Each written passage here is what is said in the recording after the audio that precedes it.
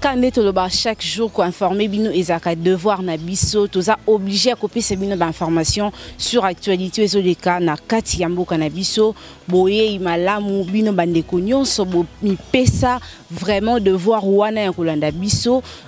Lelo tozo yambela bino invité na bino au bolingara mingi, lui qui a toujours de choses à vous dire parce qu'il a tambolana malobanae après voyage na Équateur tozo yambela bino analyste politique mwana mboka Alain Bolodjoa na yetoko mekampe ko discuter sur ba sujet nyonso eza koleka na actualité na biso ya mboka. Entre autres, Tokolobela Likambo Italie d'abord éducation et si quoi outaki kuna na Équateur ni nyango az monaki lokola ba situation o akutana kinango biloko nini o avivaki lokola akendaki pe kuna pona kosala musala également pona ko ta la vie à bateau bazo vendre en Équateur. À part ça, Tokolobela pe Likambo Italie ambassadeur italien o akufaki na sol congolais. Qu'est-ce qui fait que balobela plus mort naé que mort ya ba congolais belé au bazo kufa beaucoup plus na partie est de la République démocratique du Congo.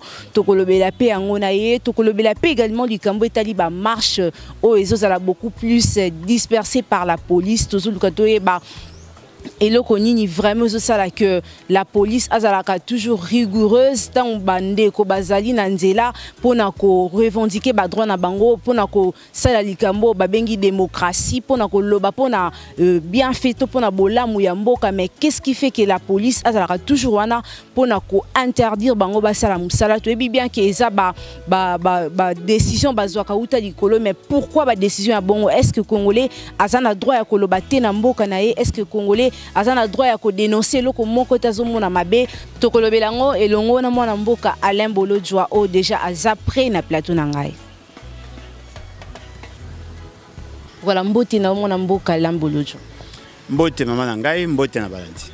Voilà tout ça moi mikole belé tokutani te bon voyage et l'équipe bien marambinde aussi. Ah, je me souviens ezaki dernière émission na sala ki avant na kende Équateur. Oui, tout ça qui voyage, tout comme qui Nambandaka le même samedi, tout qui na territoire Ingende, tout ça les itinérance nationale tout le baki, tout ça les tout produit barban, tout petit quelques écoles bazaki, ba continue ba bazaki sur place et puis tout ça qu'on continue le lot, tout même peu ba image, oui ya kola qui ça nenge ba état ba école les alaki, tout même angwawa et tchebe ba tout ba vertige. Basomi ba tensiomètre, ba komi koloba bilobela, ce qui veut dire que l'objectif a été atteint. Voilà. Merci beaucoup mon mboka Bolodjoa, tout qui ndembala moko na émission na biso. Mon mboka uti ko ebisa biso que na Équateur au visiter qui peut ba école. Tonito ba école on visiter qui ezala qui na ba condition nini vraiment. Bon en tout cas, eloko ezali vrai, la demande en éducation ezali forte et fort malheureusement l'offre ezako suivre té. Ce qui fait que la plupart y a des écoles, ils allaient des écoles au l'État belge à Tonga, bien qu'il y ait des projets ici et là, Basalaki. Pour Bissomo peut ça un projet, il y a 2 écoles na Ingende, mais la plupart y a des écoles, ils ont des États moko, y a Mabé. Ce côté la plupart y a des écoles, ils allaient sans bâtiment. Bao Tonga, bao ça la école moko ya fortune, juste pour pallier la situation.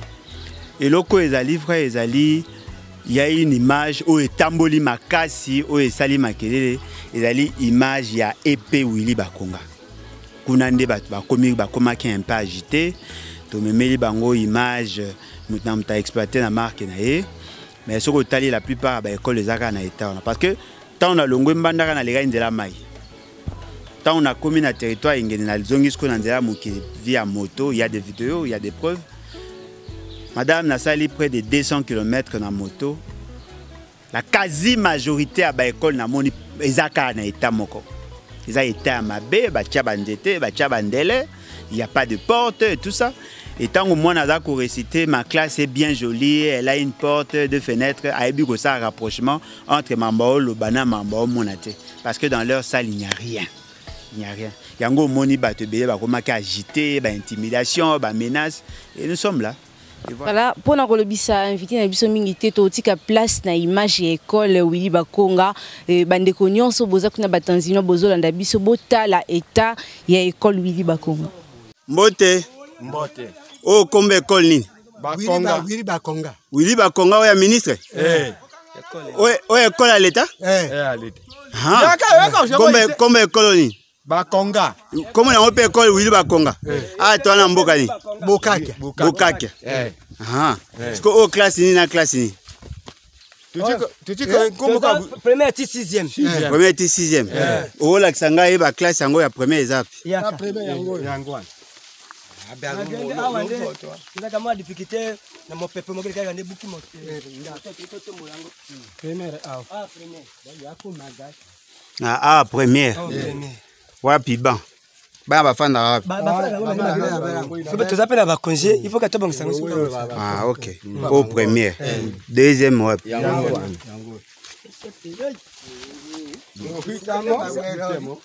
Deuxième yango. École Willy Bakonga deuxième yango. Oyo troisième. Bon ba tableau za ba koma wapi tableau la kisanga tableau kaila kisa tableau que tu tableau la kisa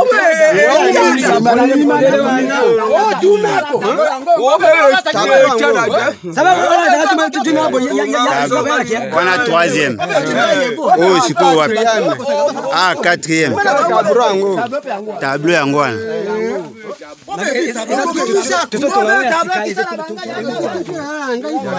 Ah, au tableau yango. Oui, quand même dans kekele. Yango ande tableau. Au quatrième. Et tu as ici cinquième. On te va sixième primaire. OK.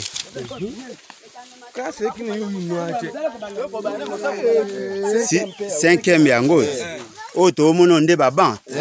Yango baban. Ah, OK. Oh, cinquième, sixième, yango kuna. Yango. Au tableau à cinquième. Ah, OK. Ah, au tableau à sixième. Sixième primaire. Oh, kuna ndako ya bureau. Ah, OK. Ah, tu as un boucakia, non? Ah, OK. Siko, nani, WC zapi, toilette. Bon, classe, école, bandi mukumbula ni. Ah, ebandi sika. Ah, OK. Bon, siko, loba, problème na bino ezani, posa na bino ezawa, basa nini. Elo ni bozangi. Souci na bino ezani.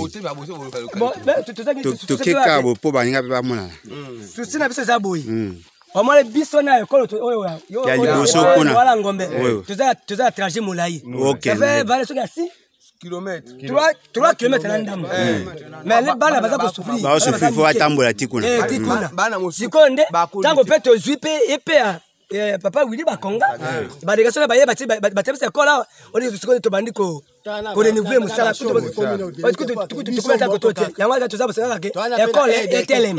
ah, oh, bah, écoutez, ezali batu ya papa Willy Bakonga. Délégation na ye. Nde ba temisi école. Et puis ba pesi bino moyen rotonga. Bino mo botongi. Ah, bino mo population de botongi. Boluki bandele, bandete na bino. To ba on ba tike bino nini a tableau. Donc nde la so bana batangi mbulo oyo bakosala tenafep bakosala ngo wapi na ingende na bukato la 3 akola ingende 3 na bukato la centre pour que banse biso bakanaki formation kuna bukato. Ah, OK. Mais moi na mboka ba etani ti école Willy Bakonga wana balobi kiza école ya l'état. L'état na province a fonctionnera kaka bongo na ba sens wana. Madame, l'État n'existe pas partout. Au Tozalion, c'était mode traditionnel parce que l'État, en réalité, est capable de résoudre les problèmes des Congolais. Et fort malheureusement, là-bas, l'État n'existe pas. Alors, il existait peut-être dans une certaine mesure pour nous ça va permis de coupe. Au moins, l'intention est pour ça qu'il y a que na commis livre sur la forêt, na démontré qu'il y a 4 livres que là où on exploite la forêt, il n'y a pas des infrastructures, les écoles n'ont pas de bancs. Tant qu'on a une philosophie. Et là, quand ils livres, les distances, ce qu'on dit déjà, Kobanda, pour ingende bandina, et Kabwani na territoire Bikoro na village wa bengi Mpama. Ce qu'on l'ongwe Mpama, école à Liboso, comme on a batongi en dur, au Mundela Tonga qui a balongwa, et ali na Batina. Kobanda Mpama ti Batina, c'est plus de 20 km. Il n'y a pas d'autres écoles, à part l'école où l'État Tonga a créé 5 à Tonga. La quasi-majorité de l'école est à Ndenge Ndenge Zomonawana, Ndenge Pezali. Au Longwe na bati, na pas mon école musu sont durs. Au Tonga a peine à Mundele na période de la colonisation, au Romona on a Bukato. C'est déjà au-delà de 20 km. C'est-à-dire que la quasi-majorité de l'école est dans l'État au Batbaomonawana. Ce que Longwe na Bukato là, au Kei na Ingende. Il a plus de 40 km. Au moment où l'école Morote Batonga en dur, na 4x4 à 40 km. Si vous avez Bokonjo, yo Batwabenga Bokonza Félix Sekedi, il faut écourter distance. Nde au monde ba créer ce ko ba école là. Epé Willy Bakonga. Na lobi te que ali école privée, non, ils ali école publique. Comme on ngo Epé Willy Bakonga. Mais yemo ngine ko instaurer on kuna tonde. Non mais ba lobi clair. Yé atinda ki délégation na yé na ingende ba kende ko créer ba école na kati ya mboka na Bukakia ezali na secteur ya Douali na grande route na route principale pour route nationale yango wana elongo o wana axe wana route wana bandi ko na résidence ya gouverneur et eti Kinshasa route intérêt national mais na kati o ba bengi ya rompo ba bengi Bokato la centre Nzela mususu ekenda oye bima ekenda tibwende na mboka ya Willy Bakonga. Nzela wana balegara yango wana. Nde ba délégation na ye bakendaki bake ko créer une nouvelle école. Siko ba représentant na ye na population nde ba décider ba baptiser école Willy Bakonga en guise ya reconnaissance. Yango moninga na ju siko image na ye nango na pesi bandeko ba zaki na posa ko information. Bazui ango ba diffuser ango large diffusion. Monsieur Willy Bakonga a yoki a moni vidéo wana. A komi agité, yena batuna ba komi ko leka na ba TV na ba chaîne na radio, ba komi ko finga ngai ba lobby marambe belé, ba lobby ke dali fake news, na ebite soki définition fake news ango échanger ngai ebi fake news ali une fausse information ou eza ko viser manipulation tout intoxication. Mais oya biso dali image non traitée. Et cette population est géographiquement localisable. Mouto à l'obaki, bateau à l'obaki à Liboso, bande qu'on a biso na ba deux pygmées au ba population autochtone. Tant que ba lobi moutou mora yaki au moins à la type bras cassé. C'est un administratif à la localité à Mboka wana. Po boka ki ezali mboka moko ezali koni. Ba sali déclaration ba lobi ke école wana ezali. Ba lobi no ezali école wana e koyi kozala nango mais kombo nde ezali lukuta. C'est-à-dire que pona bango ba okanisa ba na mituna bango baza ko milobela. Ils pouvaient tout accepter sauf que kombo ya école wana e bengama kombo epé Willy Bakonga. Ça ce n'est pas mon problème. Moi mon souci n'est pas à couper sa kombo ya école Willy Bakonga. Ce qui va qui va loba, so na pesa quand même sous comme école Etienne Tshisekedi, pardon Félix Tshisekedi banga loba olinga kaete yango pesi. Mais Willy Bakonga c'est mon frère.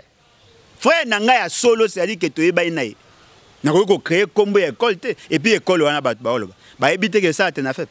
Maman to ko pesa bango message nini, bango ba lobby que ces écoles là n'existent pas. Ba BBC débat. Ba lobby ba école ya marque wana existe akate. Or, Moutounio Soto Alanda TV, TV5 monte à la qui sa école ya type wana na Malukwa na Kinshasa. Kinshasa est ali siège à l'institution. Là où Moutou a joué rôle ya président de la République Azaliao, premier ministre Azaliao, tous les membres du gouvernement Azaliao, ministre de l'éducation Azaliao, gouverneur Azaliao, ministre surtout concerné Azaliao. École ya marque na Malukweza. Puis alors na Équateur, où il y a 750 km na siège à l'institution. La quasi-majorité à l'école est à marque. Bango ole ke bayo kapasi ke bana ba otanga na ba condition à mabe, bango ba komi ko s'acharner contre nga parce que le col porte le nom de Willy Bakonga. Ce qui veut dire qu'ils n'ont aucune idée sur la situation, il y a Congo profond. Comment mutakoyi ko kamwa à mon école ya boui? Na ville ya Mbandaka eza. Somboule beti c'est compliqué. Ama yoko to na mawa, bango ba na souci à bana te, bango souci ezande ya Kombo. Moi on m'a pas attaqué pour bananga que non école on eza lukuta. Et puis yoga quoi aventure madame. Ba kei na Bwende. Na village na e. Ba filmer école bien bâtie. Ba ye nango ba abi. Non, école on eza Willy Bakonga te, ta école à Willy Bakonga à solo yango. Mais nous ne parlons pas de la même chose. Wana ezali na province ya Chwapa. Ezali lokwa mutazoloba na province ya Maindombe école yangoyo mutumsa habité c'est faux akola akisa école na Lubumbashi. Ozo mona degré ya mutu bato ba boya koloba la vérité. Or ceux qui okomi mokonzi pour yeba ko sala bien, il faut yeba d'abord qu'est-ce qu'il y a comme situation. Oyebi ba état ba école et voilà. Oza komi la situation ya bana. Na otu koloba récitation ma classe. Ma classe est bien jolie. Au moins, elle est jolie. Elle a une porte. Au moins, une porte. Non, mais école.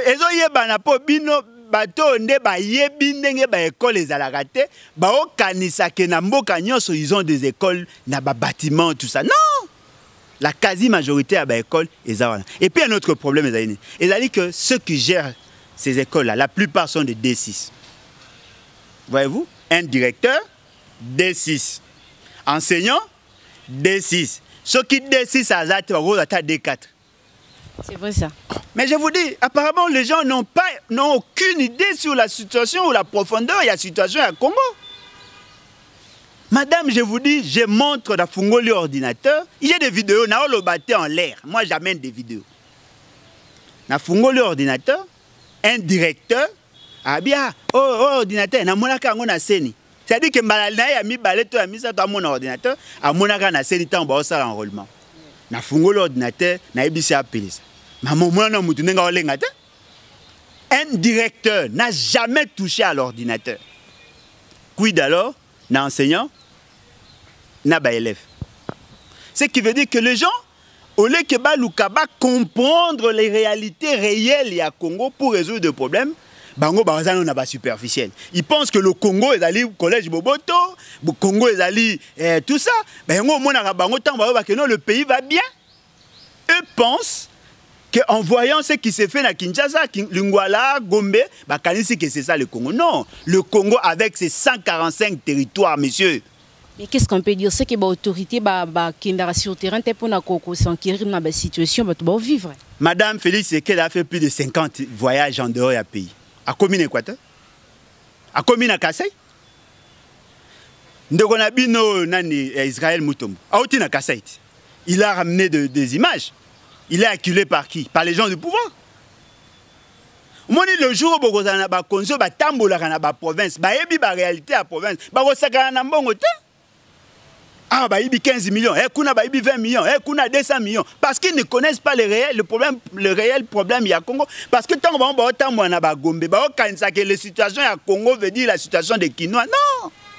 Mais bana to banda masolo politique yango non to mona te bakanga lembolo jwa pendant que bazo kanga ba prince penge bazo kanga ba misusu vraiment c'est crise nini okima ka ba marche sur terrain toné. Ce que monsieur Félix c'est qu'à ça 37 ans na pouvoir na année na opposition bakanga combien? Mais autant que l'eau, les gens qui ont 49. Kokanga eza le coup muté zali kopé ça ba galanté. Donc bino stock bozo linga ba kanga donc bo reconnaître que mboga etambwa mabe so ça l'opposition fait ba kanga yo. Hein? Donc démocratie ezate. Au PC exemple bato bakanga, bakangi point c'est ping. Est-ce que vous pensez que la procédure a été respectée? Pensez-vous vraiment dans un état de droit on peut humilier quelqu'un de la sorte? Pensez-vous que Makambo et Salama Kiwana, normal?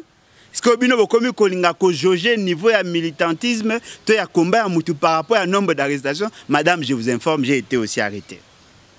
Quand et où? Non, mais na marche d'Anjili. Ba manga na maison communale Anjili, na jour to ça ka marche, o ba pasola ka ba piné ya Kulutu Martin Fayou. Mais cette façon-là, oh, la police, ça comme Makambo, comment vous les trouvez vraiment dans Kati? Non, mais maman, nous sommes dans le néo-kabilisme. Vous avez un président néo-kabiliste. Il a la même pratique, le même procédé que Kabila, rien n'a changé. Peut-on dire qu'il y a la démocratie? Maman, est-ce que dans une démocratie, pour avoir exercé un droit démocratique? Le pays va très mal. Nous avons des dirigeants qui n'ont plus d'âme. Bazali bateau, bazali trop bengani. Bazali presque aliéné par le souci ya kolinga ko brimé baninga. Il n'y a pas de fierté pour une république ya ko kanga ba manifestants. Surtout ceux qui bazali conforme na loi de la République. Nous sommes dans un régime d'information, on vous donne l'information et surtout la raison ya marche et la raison moko patriotique. Mais bateau ya IDPS ba marche qui pour des fidélités. Mais lorsque vous marchez pour défendre les intérêts des Congolais, on vous arrête. Et puis, le Congo est livré. Ceux qui sont journalistes ou qui présents dans jour et activité, peut-être qu'on n'allait pas savoir que notre frère et ami Prince Epeng était violenté. C'est grâce à la police. Et vous savez pourquoi on a filmé? Pour dire aux gens, oh, voilà, on vient d'humilier un cadre Yalamouka. C'est ça leur motif. Et devant cette réalité, vous allez vous rendre compte que le pays se meurt. Ngai lelo naza kobunda. Na kolinga na ebiki na sambela na sara nyonso un jour bakanga monsieur Félix Tshisekedi. Mais ceux qui bakangi en violant la procédure, je veux pas accepter. Bien que je souhaite qu'il soit arrêté, mais jamais je vais accepter qu'il va violer procédure parce qu'il n'en a pas ça au Kanga. Non. Comment on a déjà troisième manifestation en baza ko disperser car ba militants baza ko télémina ba militants est-ce que Likamba Kariga et lembisi bino toti? Maman nangai e ko lembisa bisote parce que zali combat de toute une vie, de toute la vie. Le combat à dignité. Au moins les lorezani, ezali lokola papa oyo azali marié na bana et fort malheureusement azali muto a milangwa. Les enfants réagissent à je vais vous maudire. Même chose. To lingane to libérer Moutaliboso monsieur Félix Tshisekedi. Pour aller na mignololo. Comment peut-on expliquer un ambassadeur d'un petit pays comme le Rwanda, aye na mboka na bino, a fingi bino, et ce pays-là a occasionné la mort de plus de 6 millions de personnes. Monsieur Félix Tshisekedi le considère comme des partenaires. Alors que le Rwanda c'est un pays ami. Non! Le Rwanda ne peut pas être un pays ami. Le Rwanda, c'est un pays ennemi. Parce que lorsqu'on tue vos enfants, vous ne pouvez pas considérer l'assassin, le criminel Abomi Banabino, vous considérer comme des amis. Et l'ambassadeur se permet, avec l'ivrognerie langagère qui les caractérise, il fait des déclarations contre l'État congolais. Et bien le Congolais conscient manifeste.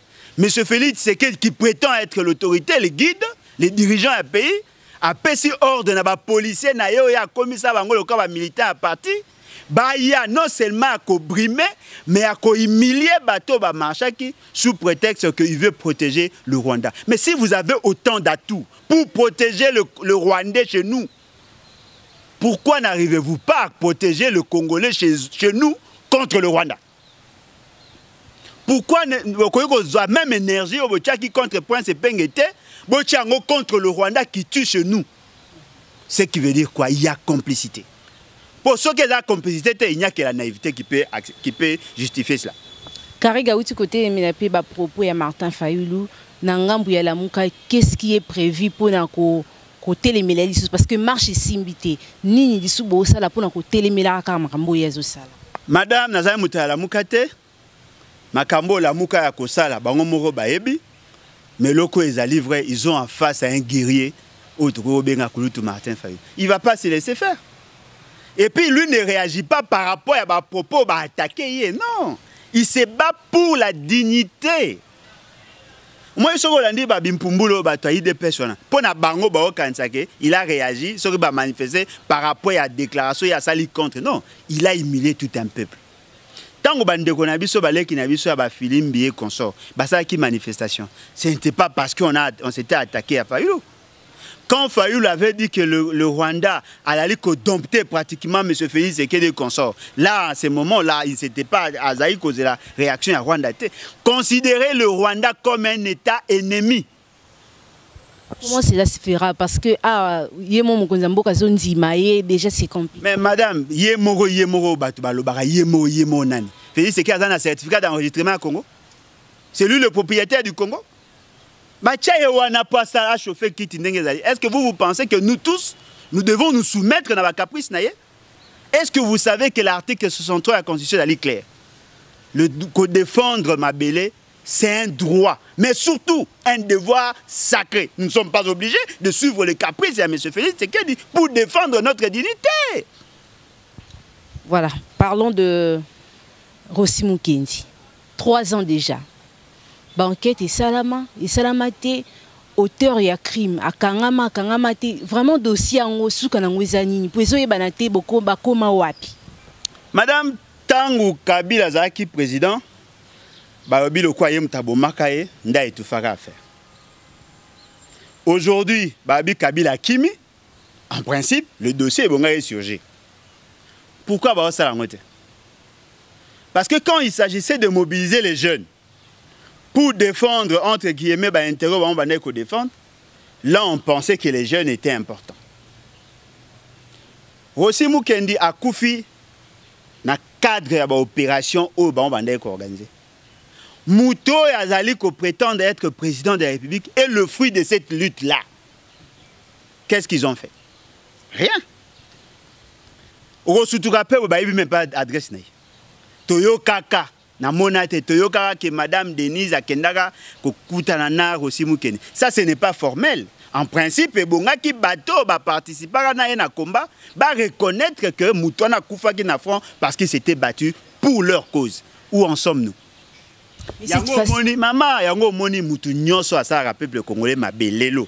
À cause à protéger par M. Félix Tshisekedi. Parce que Yemo a le fruit, il y a 10 louana. Et l'autre la manière où ça est la Makambu, beaucoup se rendent compte que rien de bon ne sortira de M. Félix Tshisekedi. Voilà. Il y aura probablement, certainement, un jour, un dirigeant, ou à cause en osmose dans la population, à cause en symbiose dans la population, ou à cause de la philosophie aux populations à Lingui. En ce moment-là, on va voir que Makambu s'est redressé. Et puis, le roman est livré. Lorsque nous nous battons, nous ne nous battons pas pour les individus. Je ne peux pas mettre ma vie en danger pour plaire à M. Fayoulou. Tant qu'on a bimaranandela, il y a une mutualisation à l'effort. Il y a un bundapo na pays, il y a un bundapo na pays neto sangani. Ata soki na kokoya na fronte po ya kwesinga. Non. Mais hier aussi Mukendi, alali membre ya IDPS. Azalaki membre ya IDPS. Le lot bakabundi bakabouya bakomi na santé financière ba s'engraisser financièrement. Est-ce que la famille a bateau bazokaki bakufaki ba prendre bango en charge pour combat économique ko bénéficier à la famille et les autres là. Soko kena limité na 10e rue madame Okomona baka na ba chanda ne bande kolata ba mapapa na bango ya kara ndenge zalaki ba liar ba melaka ba chi champa ba e consort ba le ba mito ba mboa ba le nyozo tout ka ndenge ba yebanaka ndenge baza. C'est-à-dire quoi? C'est-à-dire que bateau ba obunda na mutema ya bolingo ya Congo ba na se bateau ba obunda na ndenge ya COP o Kabila créé mutu na ya façonné pour bango ba se retrouver ba likolo, ce qui fait que tango ba koti na pouvoir automatiquement est créé fossé entre la base qui constitue la représentation nationale na bango ba dirigeant. Aujourd'hui l'UDPS c'est comme une partie des cadres. Est-ce que vous savez que lorsque on a engraissé Etienne Tshisekedi par les régimes, que ce soit à Mobutu, que ce soit à Joseph Kabila, que ce soit à Laurent Désiré Kabila, la base ne se retrouvait pas? C'est ça le problème. On utilise la jeunesse comme des marchepieds. C'est ça le problème. La jeunesse doit comprendre à cause de la marchepied parce qu'en politique, c'est le rapport de force. Ceux qui sont majoritaires dans une démocratie imposent leur vision. Et pourquoi Bango Bakomi se retrouver? Et puis, monsieur, ce monité, maman. Et donc, Salinga Passi, la police nationale vient de faire allégeance à un secrétaire général d'un parti politique. Policier à Télémi, Azako Pesa honneur, le secrétaire général a PC Salé, Azako Lobape Maloba, on dirait d'aller officiel. Comme le coup d'un fonctionnaire de l'État, un agent, est-ce qu'un secrétaire général, c'est un agent de l'État? Ce qui veut dire quoi? Mboka et Koufi. On n'a plus de repères, il n'y a plus de conscience, il n'y a plus rien. Qu'est-ce qu'on doit faire? Non, mais il faut faire partie de tous ces éléments malicieux. Il faut prendre M. Félix et M. Kabila, FCC Cash, continue d'avoir une retraite anticipée. Si on ne le fait pas, on sera des complices naïfs. Et pour ne pas porter les stigmates et la responsabilité, c'est le moment que la jeunesse, où elle est victime, il y a une mauvaise politique, à se prendre en charge. Yango Moïto, le Bango, l'article 64. L'article 64 est yébagi qu'on ne peut pas encadrer le pouvoir exorbitant qu'a la population en tant que souverain primaire. Il faut que ça la nuance que le pays est à l'avancer.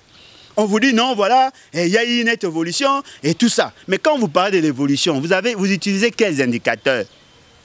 Pour nous, les indicateurs, vous concernez les jeunes.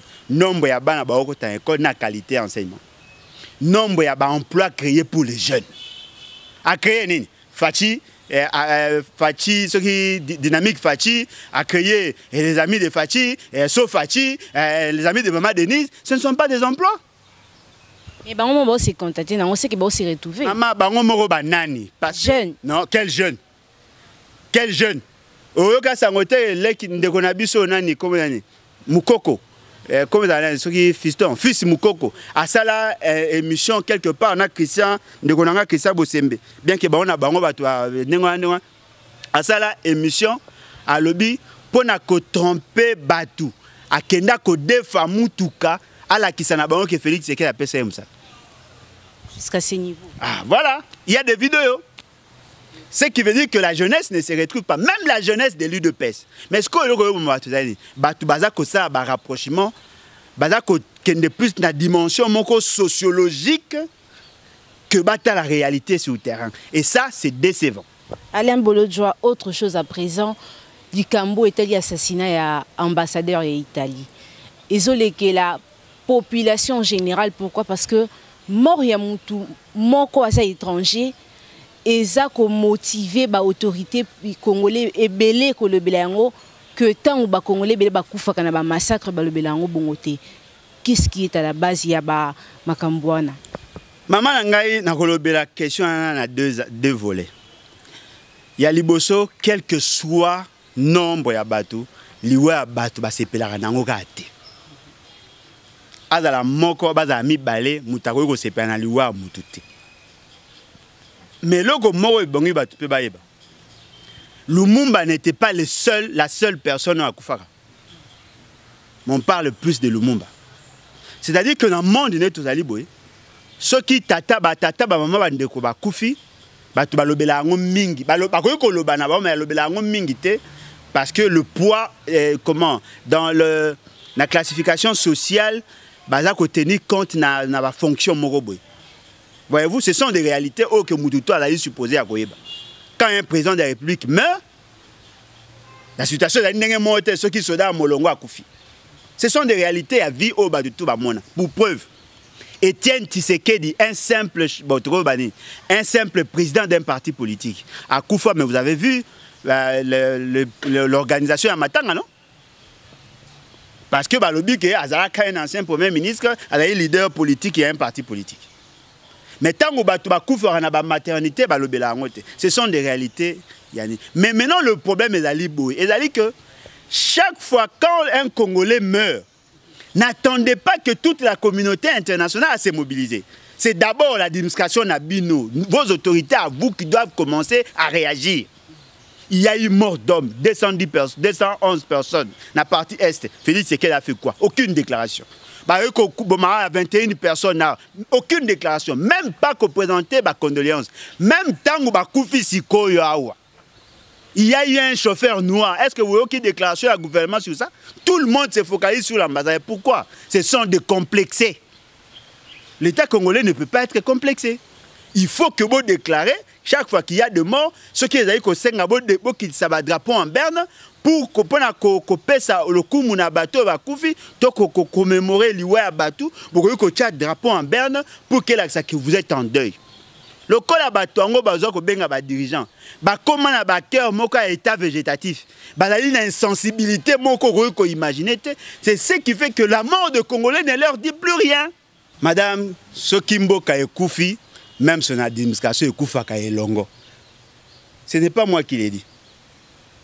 Pensez-vous vraiment que Maramero est un normal avec un président comme Félix Tshisekedi? Non, ne rêvez pas. Le pays va très mal. Et puis là, vous allez à Aberration, ils ne savent même pas mentir, ces gens-là. Comment peut-on expliquer?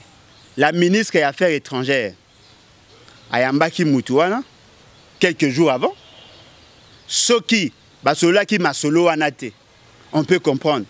Mais tant qu'on a commis un aéroport, l'État congolais était présent. Parce que l'aéroport, il a une frontière.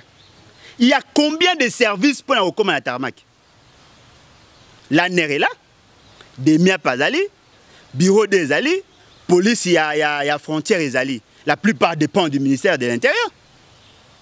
Ok, il y a deuxième ministère de l'Intérieur. Ceux qui ont le côté dans l'avion, bo mati bokei. Tant que vous comme en aéroport à Goma, il y a aussi le même service. C'est-à-dire qu'il y a cassure entre le service de l'État et la politique. Comment un ministre de l'Intérieur ne peut pas avoir cette information alors que tous les autres services, rapport. Dans l'État, on ne peut pas dire ça, c'est une honte. Comment peut-on dire que non, à se déplacer, comment ça peut se faire? Parce que moi, quand je me déplace dans la commune aéroport, je passe par ces services-là. Et puis, et là, vous allez surprenant. Est-ce que Zambala Liboso, un ambassadeur, a quitté le terrain? Est-ce que vous savez qu'un ambassadeur, je cite ici, Amer, Nzita Obabinga Nzita, le vice-président de la République en charge de la question diplomatique et politique, a fait Tshisekedi. Quand lui se déplace, vous savez que quand il s'est déplacé, ils étaient pris en charge par un groupe rebelle. Est-ce que vous voyez que la sécurité ambassadeur Amer, il y a battu autour qui est prise en charge par un général dissident? Amer, quand il s'était déplacé, ministre de l'Intérieur, il a été. Si vous voyez que mon cousin a été, comment peut-on garantir la sécurité dans l'État avec un ministre qui n'a aucune information? Parce qu'en réalité, quand un ambassadeur veut se déplacer dans un pays, on informe le ministre des Affaires étrangères. Le ministre des Affaires étrangères a informé son chef, qui est le Premier ministre, le ministre de l'Intérieur et le président de la République.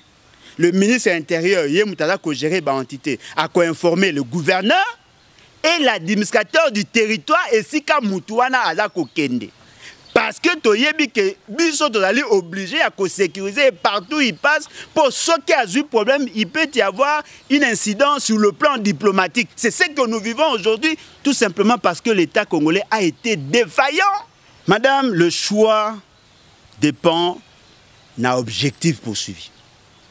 Voyez-vous, ce qu'on a posé ça à respecter non. La première personne à recruter, c'est l'architecte. Deuxième personne, ce sont les ingénieurs et autres au domaine. C'est-à-dire que l'objectif faut poursuivre et fixera déjà profil à Mouto Zoluka. M. Félix Tshisekedi a besoin d'un assistant. M. Félix Tshisekedi n'a pas besoin d'avoir un premier ministre. Mais le col à Moutou Moko poste Moko est vide. A l'ingé que Moutouana a l'assistant mais a assumé sur le plan constitutionnel la fonction du premier ministre. Mais en réalité, cette personne, à cause de la Makambo, on n'est plus dans la Constitution, on est dans autre chose. Mais à cause de l'assistant, Madame, Félix Tshisekedi a Sibino, n'a pas majorité pour la vision nanga. Cela veut dire quoi? Il veut avoir des gens qui vont exécuter ce que lui a dans sa tête. Tobenga Mutuana, ce qui Jean-Michel Ona, Sama Konde, Tobenga ye Premier ministre, parce que toi, on a esprit que nous sommes dans le cadre constitutionnel. Oh, M. Félix Tshisekedi n'a pas besoin d'un Premier ministre, parce que lui, déjà, au niveau de la présidence, a un gouvernement parallèle, avec comme directeur à cabinet, avec comme Premier ministre, son directeur à cabinet. Il y aura maintenant antagonisme entre les deux organes. Or, le Premier ministre ne peut pas être l'assistant du président de la République. Le Premier ministre est le chef d'une institution distincte. Il y a l'institution président de la République. Et lorsque vous lisez la Constitution, le constituant a anticipé que sur les éventuelles crises entre l'institution gouvernement et l'institution président de la République, parce que vous avez un conflit de compétences et d'intérêts, il y a créé Conseil des ministres. Le Premier ministre peut aussi se mettre en porte-à-faux contre Makambo, président de la République, a eu comme décision. C'est ça la vision du constituant. Le Premier ministre n'est pas là pour exécuter la vision du président. Le Premier ministre est là pour exécuter la vision de l'État, la vision de la population. Et lui, en tant qu'organe de l'État, rôle Nabango Ezali d'élaborer les politiques publiques pour atteindre l'objectif voulu par la population. Mais qu'est-ce qui prouve que Aouzani est assistant et chef de l'État? Mais Mouto a nommé un poste assistant. Et puis le Komoko, Nana Salité, Azapena doit au SAT. Pour qu'il y ait côté en fonction, il doit être investi. Le Premier ministre actuellement, comme on a la Ligue Kankonde, le vice-premier ministre, ministre de l'Intérieur et Premier ministre ad intérim. C'est lui le Premier ministre. Oh, Michel, Jean-Michel, il n'est pas Premier ministre. Il est promu Premier ministre. Mais pour qu'il entre en fonction, à la revêtu d'un pouvoir plénier d'exercer la fonction de Premier ministre, il faut que son programme soit accepté par le Parlement ou sinon l'Assemblée nationale. Il n'est pas encore Premier ministre avec un pouvoir. Il ne peut pas engager l'État. Ce qui va convoquer le Conseil de sécurité, lui n'ira pas. Moi, je suis Kabila Mingi, Kabila Aza. Oh, Babi Gakimi. Babi Gakimi. Ah, mais on va voir. Parce que ce n'est pas la première fois qu'il na Colombie. Après Azongi. Moi, si Akima qui na Belgique, na Moni et lobby na Congo central. C'est-à-dire que les informations que l'on nous donne, elles ont avec des pincettes. Bon, c'est Kabila Azongi. Comme citoyen simple, Tony. Oh, bon, Kabila Rosa comme nan. Arosaka comme citoyen simple, de manière formelle, mais comme chef, le maître de pensée, il y a Mouto à jouer rôle la présidente parce que il reste le maître du jeu. Il y a un Moni, Premier ministre, président de l'Assemblée nationale, président du Sénat, voilà. Comment avocat il y a Kabila? Mais Kabila a posé avocat, c'est pour déjà Félix Sekela ça bien. A joué déjà rôle, on a bien. Est-ce que Moutakoumisa Kabila Rolega Félix Azali? Et là, quand ils ont livré, ils doivent arrêter de nous distraire. Nous n'avons pas besoin à Koye Baouaz Kabila Azali. Non, nous voulons savoir comment le pays est géré. Aujourd'hui, tous les indicateurs sont au rouge. Aucun indicateur est à côté de la normale. Le Premier ministre Azali présent, on en parle de moins en moins. Il signe des décrets. Azako a un engagement et personne n'en parle. Et les gens pensent que Jean-Michel n'est Azako géré Mboka. C'est faux. Il y a un Premier ministre et personne n'en parle. Ils n'ont aucun programme. Le budget est exécuté, oui ou non, personne ne connaît parce que les gens pensent que l'État s'est arrêté. Il faut que l'investiture et le gouvernement. Ce qui veut dire que les gens n'ont pas assez d'informations sur la responsabilité. Il y a Kankonde. Kankonde est le Premier ministre ad intérim de Toolo Balelo. Alors, vous me posez la question, comment exécute-t-il le budget 2021? Mais qu'est-ce qui fait que vous avez dit que la bateau Félix a nommé? Madame, ceux qui bateau la bateau m'a dit que combien qui et mati. Parce que la meilleure manière de jauger la capacité ou la compétence de quelqu'un, c'est par rapport aux résultats obtenus.